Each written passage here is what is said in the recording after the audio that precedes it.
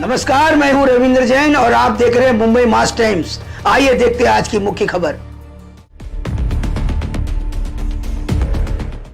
Trombay police station को एक information मिली थी जिसमें जो न्यूबॉर्न बेबी है उनको बेचने का एक रैकेट सामने आया था।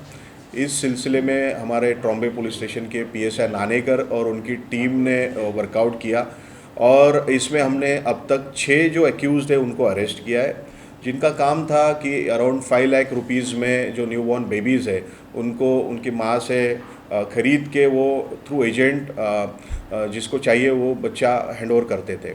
इसमें हमने अब तक 2 जो न्यूबॉर्न बेबीज़ है, एक 5 दिन का था और एक 45 दिन का था, उसको हमने रिकवर किया है और बाल आश्रम में उसको हमने जमा किया था।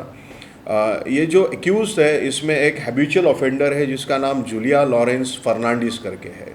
इसके ऊपर इसके पहले के 7 केसेस है। जो आखिरी केस था उसका था वो 2022 का था।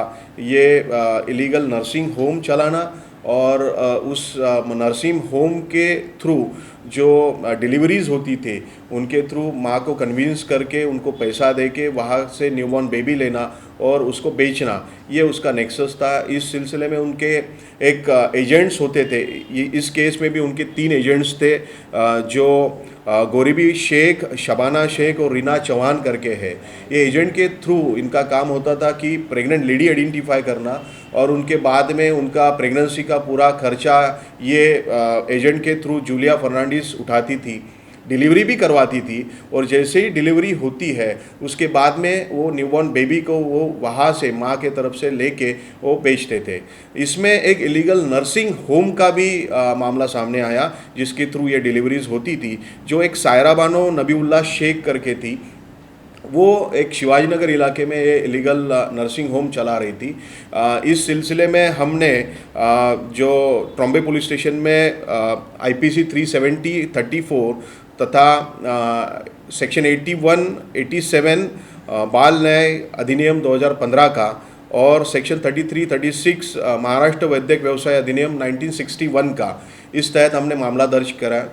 इसमें जो नर्सिंग होम चल रहा था वो BMC के थ्रू हमने वहाँ पे पंचनामा करके सील किया था और अब तक जो सामने आया उसके थ्रू हमने 2 जो न्यूबॉर्न बेबी है उनको रिकवर किया है। ये जो नेक्सस था एक अराउंड 5 लाख की डील करता था बच्चों को बेचने के लिए। उसमें से 1 लाख रुपया जो है वो बच्चे की माँ को दिया जाता था और उसका जो प्रेगनेंसी का और डिलीवरी का ये पूरा खर्चा ये जो पूरे एक्यूज्ड है ये उठाते थे। तो इस सिलसिले में जो पहले के ऑफेंसेस थे जूलिया के ऊपर, ये ऐसे 6-7 मामले थे। तो इस सिलसिले में हम ऑनरेबल कोर्ट से रिक्वेस्ट करके उसकी बेल जो है वो कैंसिल करवाने के लिए कोशिश कर रहे हैं। साथ में ये जूलिया फर्नांडिस ये एक NGO चलाती थी जिसका अहम करके एक नाम था और इस NGO के थ्रू भी ये नेक्सस चला रही थी। उस NGO का नया जो रजिस्ट्रेशन है वो कैंसिल करने के लिए भी हमने लेटर लिखे हैं। साथ में ये जूलिया फर्नांडिस एक DMLT उसका एजुकेशन था, उसके थ्रू ये सोनोग्राफी सेंटर चलाने का भी लाइसेंस लेने के लिए कोशिश कर रही थी।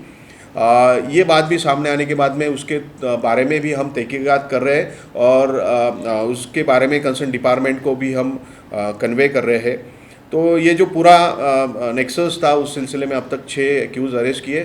PSI नानेकर और उनकी जो टीम है उन्होंने अच्छा इसके बारे में तफ्तीश करके ये सब जो नेक्सस है ओपन किया है। सर, ये जो महिला है जो बच्चों को जन्म देती थी, इनका और एजेंट का संपर्क किस तरह से होता था? जो एजेंट्स है वो एजेंट्स अलग अलग एरिया से है, उस एरिया में रहते हुए वो प्रेग्नेंट लेडी आइडेंटिफाई करते थे। फिर ये एजेंट लोग जो प्रेग्नेंट लेडी है उसको कांटेक्ट करके पैसे का उसको लालच दिखाते थे और उसके थ्रू उसको कन्विंस करके उसको जूलिया के कांटेक्ट में लाके फिर आगे की उनकी जो नेक्सस है वो चलती थी। और वो लोग जो बच्चों को खरीदते थे वो इनके संपर्क में कैसे आते थे? तो एजेंट के थ्रू माँ संपर्क में आती थी और एजेंट वो सब इन्फॉर्मेशन जूलिया फर्नांडिस को देती थी। वो जूलिया फर्नांडिस जो है वो आपने देखा होगा पहले के 7 और ये 8वां ऑफेंस है, तो वो इस प्रोफेशन में काफ़ी दिन से काम कर रही है, तो उसका खुद का एक उसका नेक्सस और नेटवर्क है।